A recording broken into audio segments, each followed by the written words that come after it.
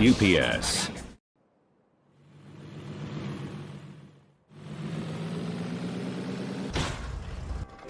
If you've played enough Factorio to start caring about designs rather than just whatever works, you've probably come across the term city block.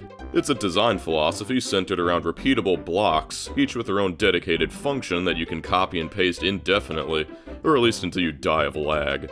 If you're short on circuits, you just paste another circuits block. The idea is to make expanding the base as easy as possible.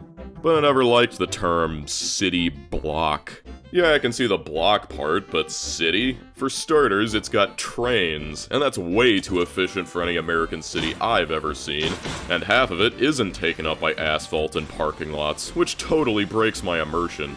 So I've decided to try and build a real city block design, and there's 2 mods I've got that'll help me with my dream of creating a metropolitan hellhole. AI programmable vehicles will allow me to do away with those dreadfully efficient trains using these haulers here.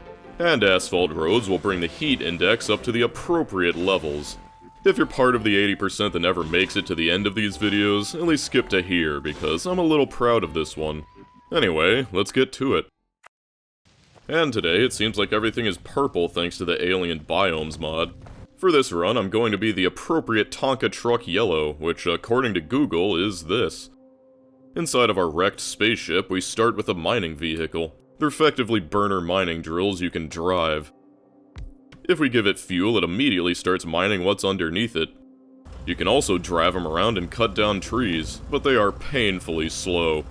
Compared to my other runs, this one's a little weird, since it's not really a challenge per se, but in spite of that, this is the hardest I've ever worked in Factorio and the closest I've come to losing my mind.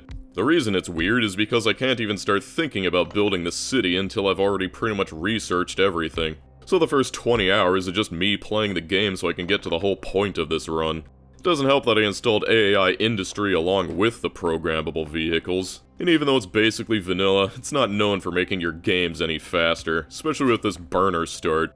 You can't craft science by hand, and steam power is locked behind like 300 green science. I was regretting this decision later on, but hey, gives me something to talk about. Plus, it's practice for space exploration, I guess. One thing I really like is that it lets you pave with plain stone instead of just bricks. Another feature of the mod is fuel processing, which allows you to turn any burnable material into a more efficient compressed version. Right now I'm just hand-feeding everything from these stationary mining machines. Even though AI Industry is basically just vanilla, there are a lot of minor things it does that makes the game take a lot longer. It's all minor stuff like belts taking an extra intermediate product instead of just gears and plates, but it really adds up. Also, every advanced item takes its previous version as input, so I can't make these electric inserters without first making burner inserters. And that's why, an hour later, all I've got automated are inserters. Even though we don't have steam power yet, we do have this burner turbine. It's horrifically inefficient, but it's simple. And better than using burners. And I say this as someone who spent 50 hours using nothing but burners. Anyway, finally I got some belts up so I can stop hand-feeding everything. I still need to fuel the miners and furnaces manually, but with the more efficient processed fuel, I don't need to do it often. At least red science is the same. Green science, however, is a lot more complicated. Takes these single-cylinder engines, electric engines, and burner inserters all as ingredients.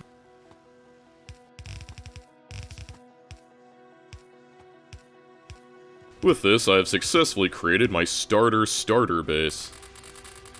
So let's get out of the industry and more into the programmable vehicles. These are chain gunners. They're basically gun turrets on treads. By hitting Y, we can click-drag to select them, and then shift-click to send a command. And they'll actually follow it, to the best of their abilities, I guess. The pathfinding is a little rough.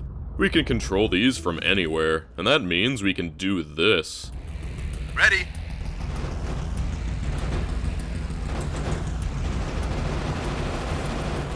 Moving out. Yes, sir. Advancing. They're everywhere! I can fix that. You got it.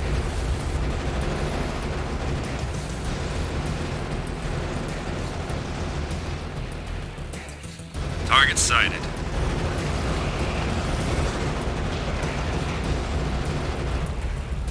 Awaiting orders. Well, that was exciting. While I was doing that, I was able to research steam power. Also, the offshore pumps take electricity. I mean, it makes sense, it just feels weird.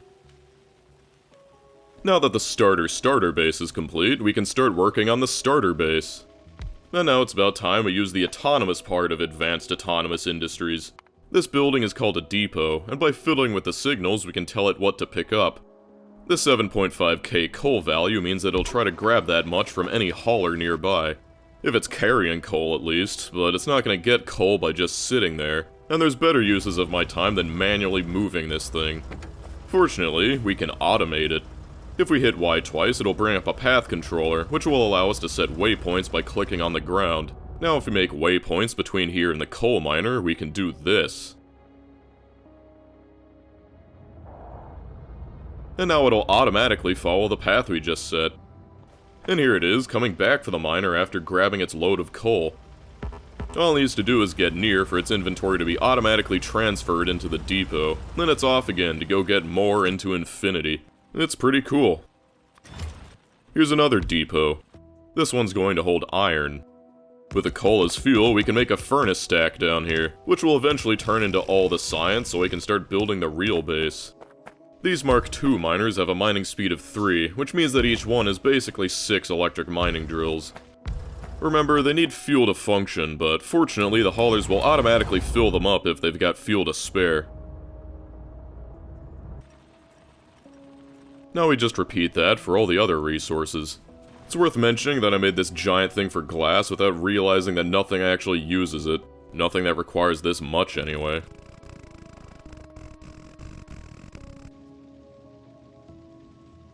And we're gonna need more fuel processing for our steam power.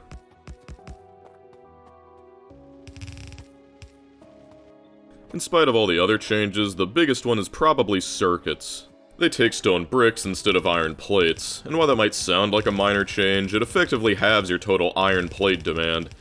I do kind of like it though, makes stone more important, and it saves you some iron so you can turn it into belts or whatever. Still, everything is mostly the same. Oh yeah, remember that time I showed off all that cursed cargo wagon technology? Well, it's back.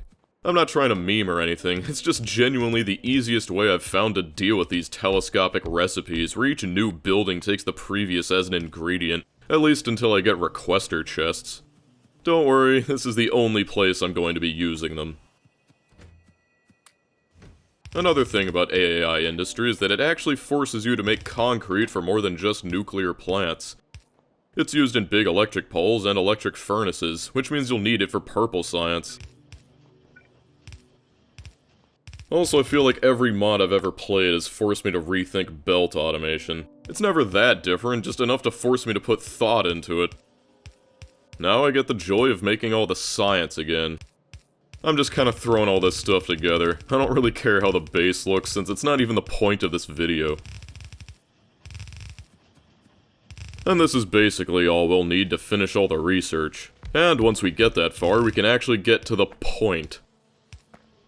Next, we're going to need chemical science. The only problem is, I haven't found any crude oil. Since wherever that oil is definitely infested with biters, I've made this squad to go look for it. Unfortunately, as cool as I may have made it seem, they are the definition of stupid, and they get stuck on everything. Despite being autonomous, you kind of need to babysit them, unless your world is totally devoid of obstacles. But still, they're pretty effective. Here's the generic oil setup everyone's seen about 1,000 times. The actual oil field is extremely far away. And since I love stupid arbitrary restrictions, I've decided to not use trains at all this run, except for those cargo wagon abominations. So I'm just gonna build a pipeline all the way there.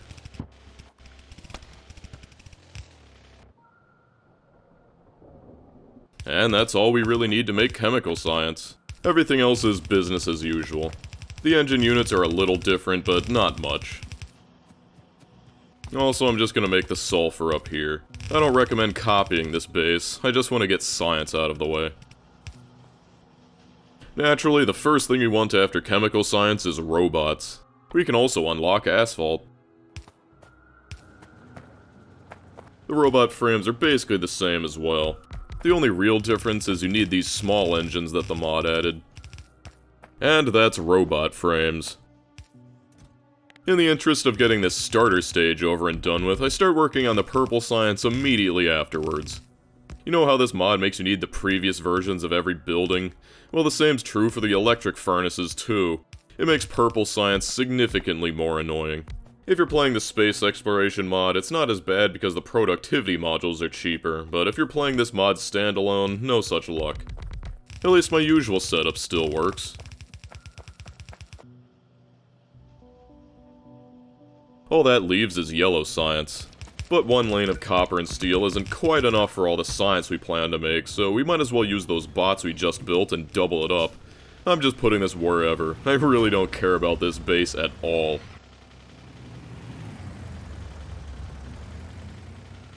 And we'll just copy another circuits build. We're going to need all of these for the processing units. And some more red circuits. Seeing as we've already got 1/3 of it done with those robot frames, yellow science isn't that hard. Just need the low density structures and processing units.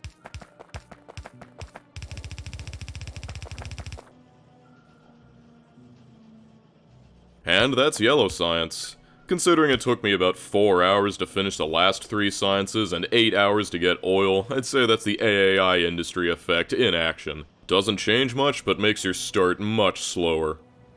The LDS need more copper, so just paste another one. And since I'm lazy, I'm just gonna pull them from the first depot. Each of these haulers has 120 inventory slots, which means they're about the same as 3 fully loaded cargo wagons. With logistic chests researched, I can finally make my supplies with something a little more convenient than janky cargo wagon mechanics. This will be the supply hub as we build the real base. It kinda hurts playing for a dozen hours just so I can start working on the whole point of this video, but what are you gonna do? Friendly reminder that you can paste the recipe from an assembler into a requester chest to automatically set the requests. In order to fulfill my dream, I'm going to need asphalt, which takes crude oil, heavy oil, and bricks. After a while, the first batch is done and I build my first road. Asphalt has a special property that reduces vehicle friction, which basically means you go faster on it.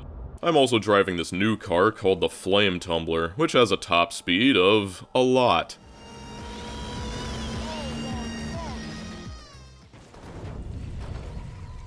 Now I'm not going to be able to build a real base with nothing but coal burners for power, so we're going to need uranium.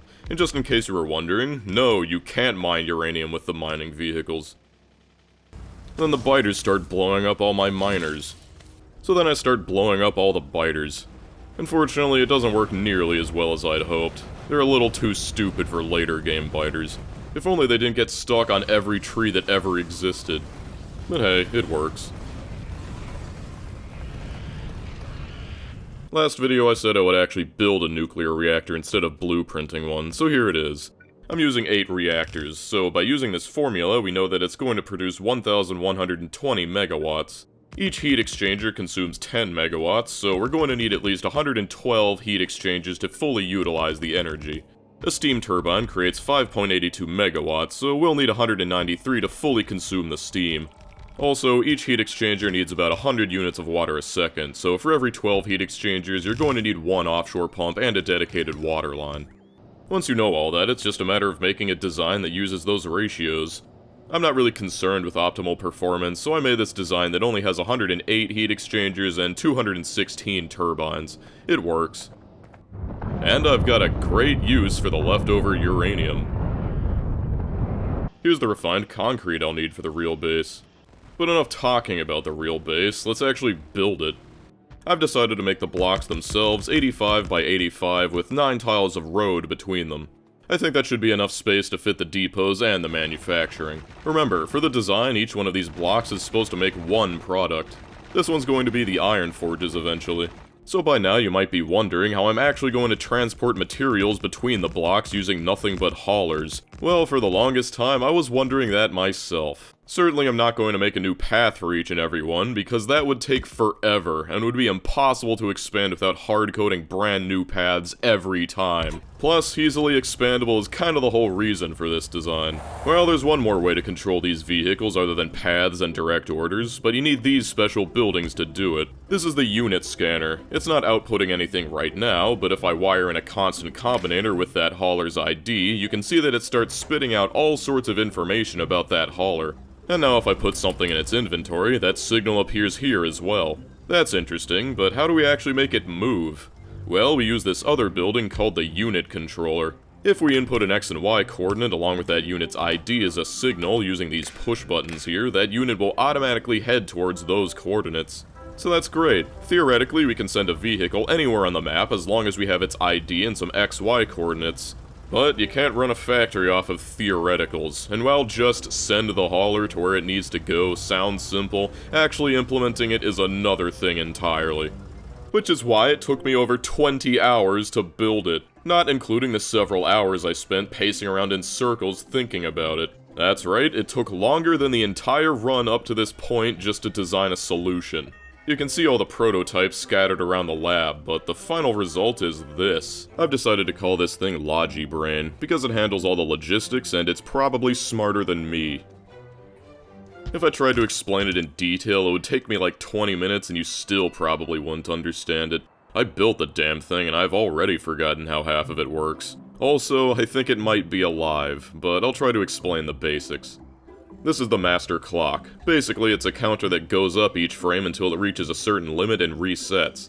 It travels along this red wire here and connects to every single depot in the base. The reason that's important is because there's a dilemma. In order to know if a depot needs a hauler dispatched, it needs to be able to send its data to the central command. But we're going to have potentially hundreds of depots, and if we put it all on one wire, the data would all be jumbled together and useless. There's no way we could give each depot a dedicated wire, but we don't need one.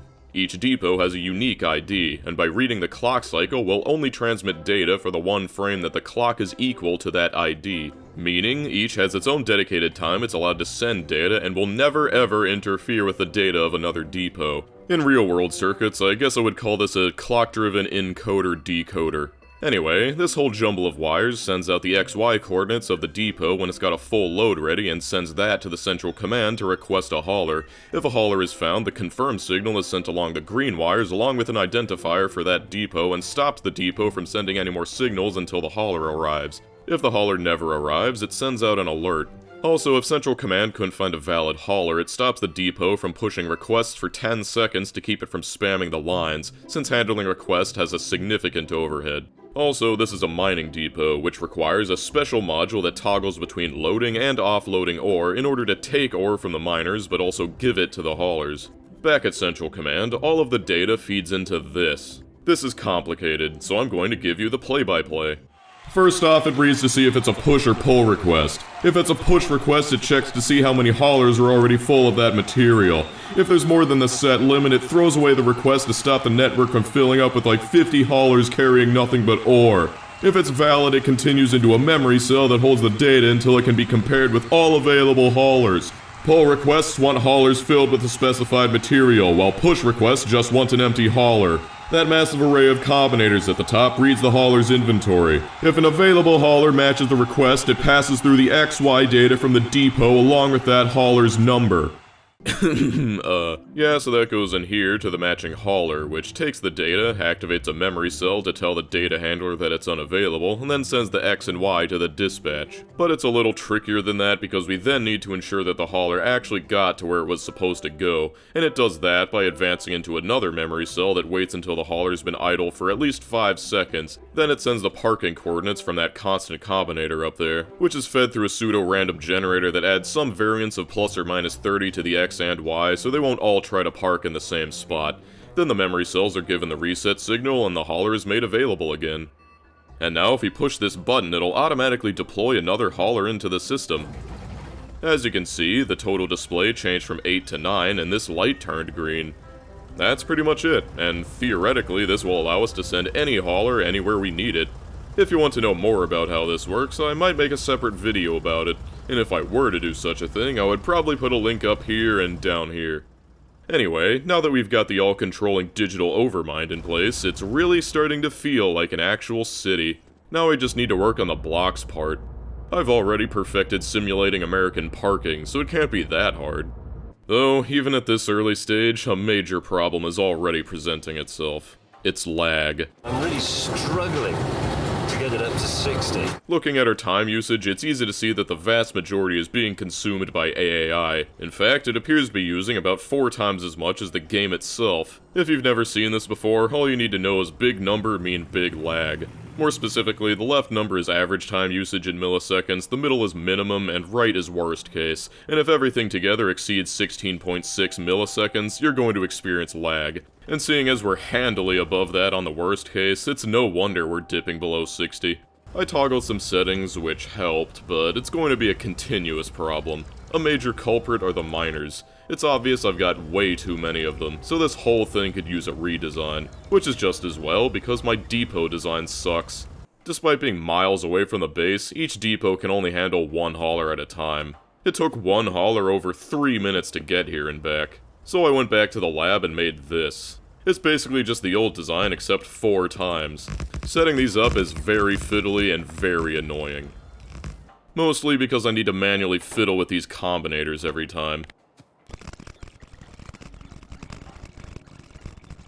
Since I'm dealing with cars and pathfinding, pretty much everything needs to be encased in walls.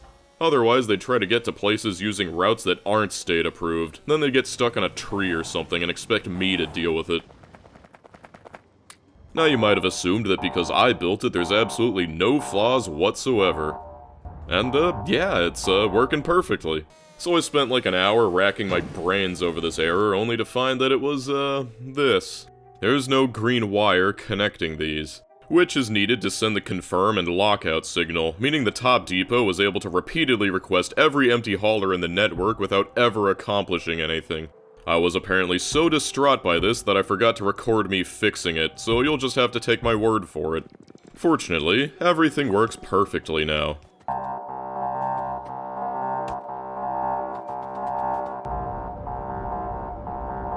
Yeah, it's not my fault this time. It's the mod. The pathfinding is broke. And since my design uses idleness to determine if the hauler made it to the destination or not, they'll just sit at the parking lot, then get sent back to the parking lot without ever visiting the depot. And then the sirens start. It's probably got something to do with how far away the mines are, but it's definitely a part of the lag. Clearly I'm gonna need to be more aggressive in my lag reduction efforts, and this severely tamps down my expectations for this run. I was hoping to have like hundreds of these cars, but it looks like that's not gonna happen. Anyway, it's starting to look like a city. Now we just gotta fill these empty blocks. I already built the iron forges when I was first setting up the brain because I needed to confirm that it was actually working, but here's the copper and stone forges. These big industrial furnaces are from AAI Industry, and they're great. To set up each of these depots, I need to wire in the depot's information first. Then I need to set the combinators to the appropriate materials. In this case, copper ore. This number is how much the depot will try to take from a hauler.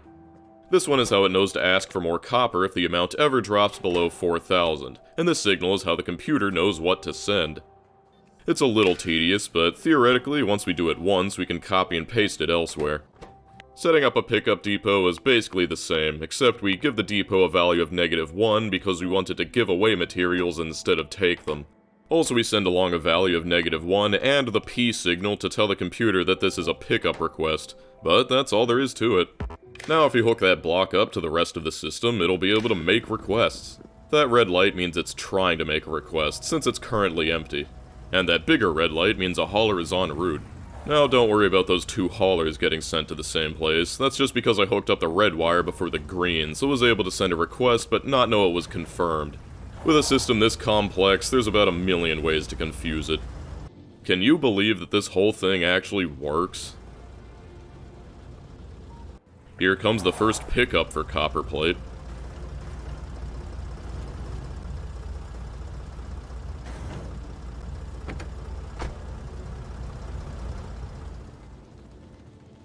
And now if we come over here and look at our cargo stats, we can see that there's 2 haulers containing copper plate.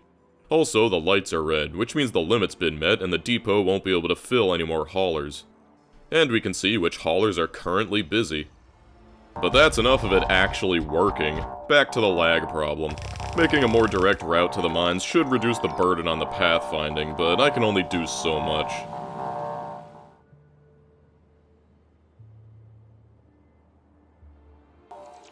Wait, that car's stuck in the wall.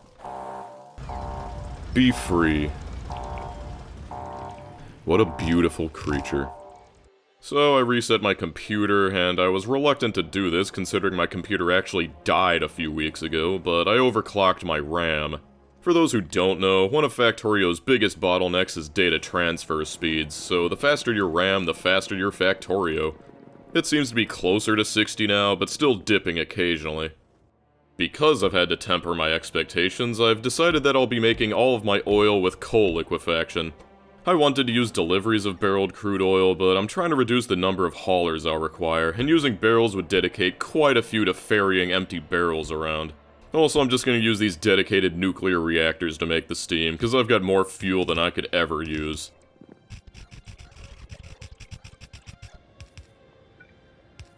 Coal liquefaction is generally less than ideal, but if I've got the coal, I might as well use it. There are just no good oil fields nearby, and piping in oil without using a hauler just feels against the spirit of the base. Though I'm going to need to pipe all my fluids directly, which is bad for expandability and kind of the whole point of this concept. But hey, better than nothing. Also, coal liquefaction takes a lot of cracking.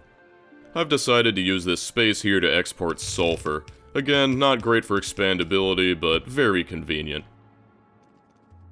With all that set up, we can wire the coal depots into the network.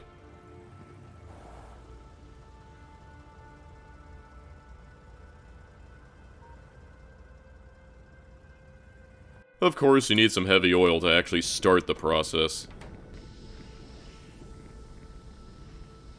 With all the oil products done, that's a significant part of the base out of the way. The last major raw material I'm missing is steel, and I'm just gonna belt the iron one block over. Again, to keep the number of haulers down.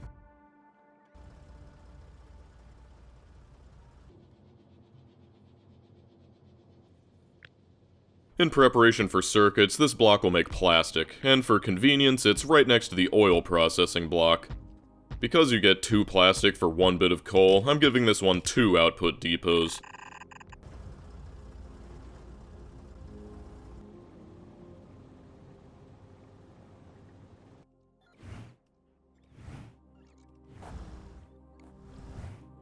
Speaking of circuits, here's circuits. Just the green ones, though. Again, in this mod, green circuits take 1/4 of a brick instead of an iron plate. And now it's time to build red circuits, also known as advanced circuits. I'm just going to copy my first build from before.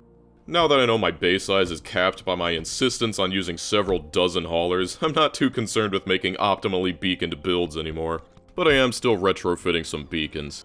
I always like watching the bot swarms when you place down a bunch of blueprints. Also, routing the belts for these big builds is always an adventure. But hey, red circuits.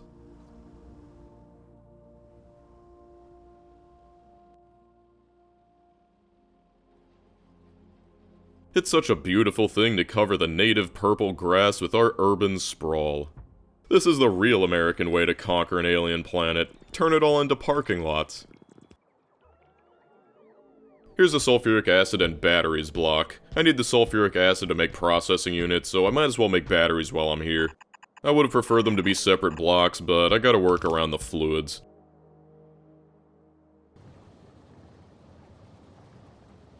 And finally, processing units. Again, I'm just copying my old build and adding some rudimentary beacons. I'm not really thinking about ratios either. I'm just letting my heart guide me, and if I need more, I'll just copy and paste another block.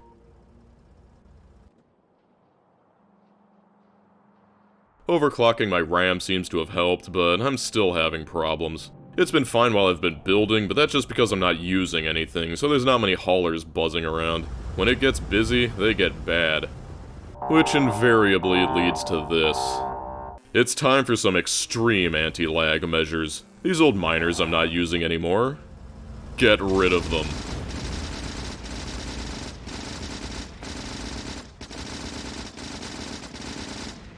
Well, the time usage is down. Let's do more. I can do this because in the mod options, I made them each mine like 5 times faster. It's fair. Why did I design the depots to have an alarm? After that, it is way better. That massacre has saved me like 4 UPS, and I'm back to 60 most of the time. Violence does solve problems. LDS. Probably the most common thing for new players to underbuild. We'll try to avoid that mistake by building a ton of them. So I stand here for a couple minutes wondering when the steel is gonna show up, and it never does. I look at my handy-dandy cargo tracker and see that there's no haulers containing steel. Haulers are going to the steel pickup, but they're not taking anything.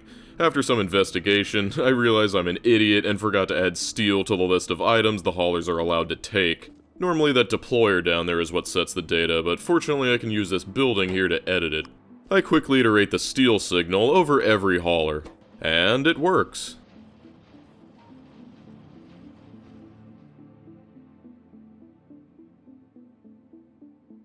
Here's engine units. They're kind of boring and there's an alarm going on, so whatever. Even with my lag reduction massacre, I'm still getting these occasional seize-ups of the pathfinding. It's because the mines are just so far away.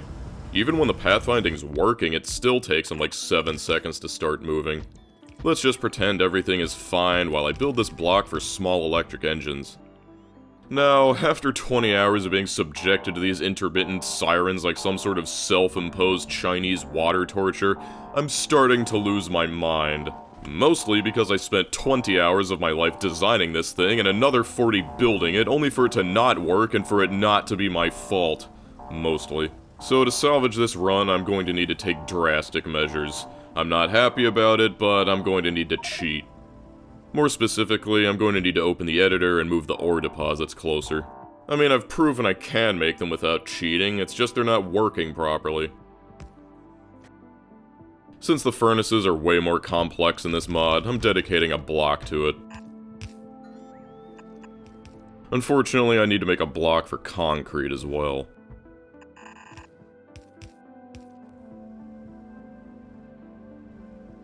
I forgot to add furnaces and concrete into the computer, so I gotta do it now. Now there's only a few things left before I can just make all the science. This one's the, flying robot frames. I'm making the big electric motors on site because they use like 90% the same materials, they're not used in anything else, and again, to save on haulers. Don't copy this design sucks. I forgot to leave space for beacons, and I'm not fixing it.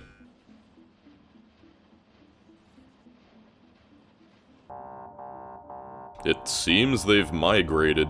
This one's on me. Using my brain, I can tell you that this might happen if I gave 2 depots the same ID accidentally. So their XY coordinates are getting added together, which results in the haulers getting sent to the middle of nowhere. I'd be upset if it wasn't so hilarious. And now finally we start thinking about science. Ignore those superbots building some of the things instantly. I accidentally lost some in the network, and now they're just too spread out to get rid of. Though they're not doing anything normal bots couldn't do, albeit slower.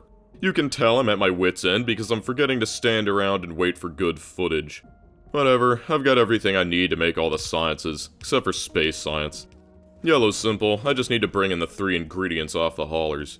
I've also advanced beyond my need for the old base, so let's clear up some of that lag.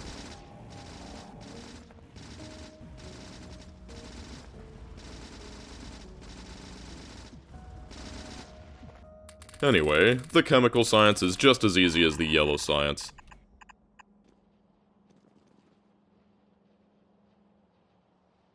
If you're worried about those haulers I just blew up, don't worry, they've been reformed and reassimilated into the network. Funnily enough, at this point, green science is the most complicated to make, because I need to deal with all these intermediate products and burner inserters, but I knocked that one out as well. And here's red science, I guess. Which I randomly stopped working on to make rocket fuel.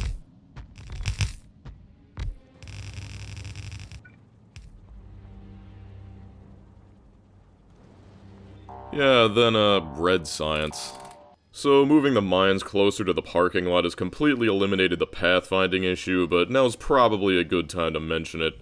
There's a little problem. As much as I want to say that this thing has been absolutely flawless, there have been several flaws. I've just been slowly ironing them out throughout the run. However, there is one I simply cannot find. Maybe once in 20 minutes, a hauler with the wrong cargo gets sent to the wrong depot, and then it starts complaining. I have stared at it and thought about it for literal hours, and I cannot for the life of me figure it out. Without debugging tools, trying to find one bit of erroneous data that shows up randomly for one frame every 20 minutes is impossible. So I give up. Works 99% of the time, just let it fail. Well, now RCUs are the only thing we're missing for the rocket.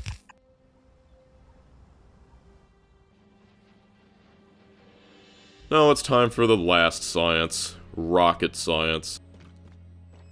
At this point, it's one of the easiest. Remember how glass was pretty much useless? Well, you need 100 of it for the satellite, and I am definitely using bots. If my base wasn't so limited by lag and the number of haulers, I definitely would have gone entirely without logistics robots, but at this point I've got a video to make.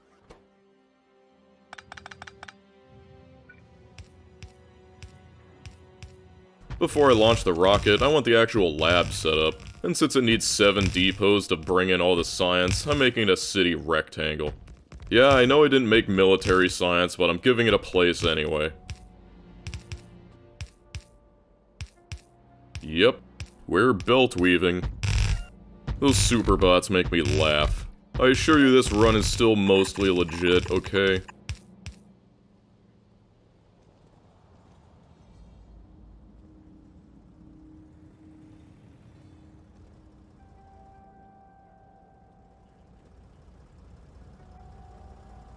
And now we can launch the rocket.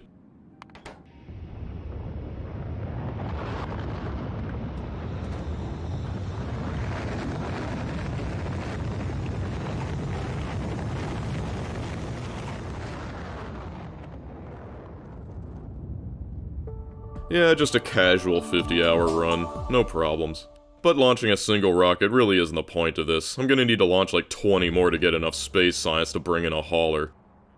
After getting annoyed by another alarm, I get a genius idea.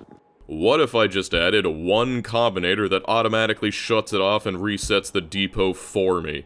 I don't know why it took me so long to add something like this. Hubris, I guess. When I was first building it, I was like, yeah, it needs an alarm, but it probably won't need it, haha. I didn't want it to auto-reset, because if it failed, I wanted to investigate why, but it was only after wearing me down for 20 hours that it finally forced me to give up and make handling the error part of the design.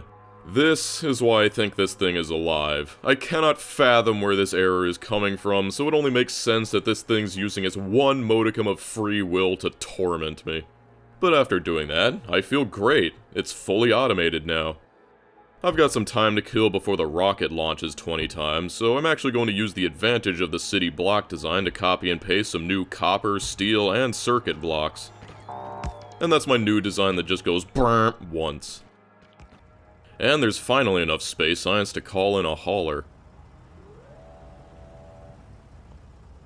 It starts driving away, but on its way to parking, it's like, wait a minute, I've got space science.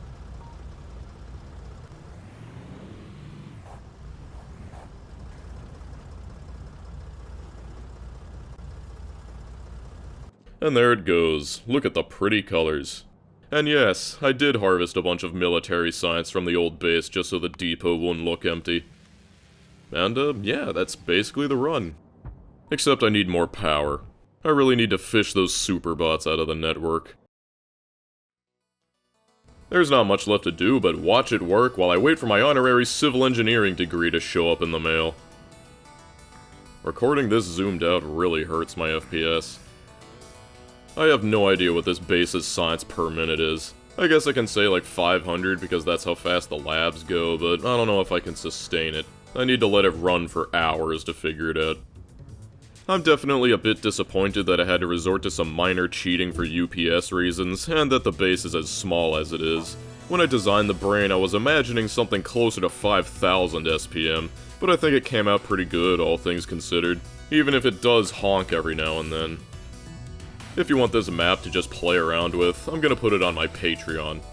Speaking of Patreon, I'd just like to thank all my wonderful, wonderful patrons, who, through their unrelenting generosity, allow me to spend my time doing stupid stuff like this guilt-free, because now I can justify playing 80 hours of Factorio by telling people I'm getting paid for it. And for that, I cannot thank you enough. Thanks for watching.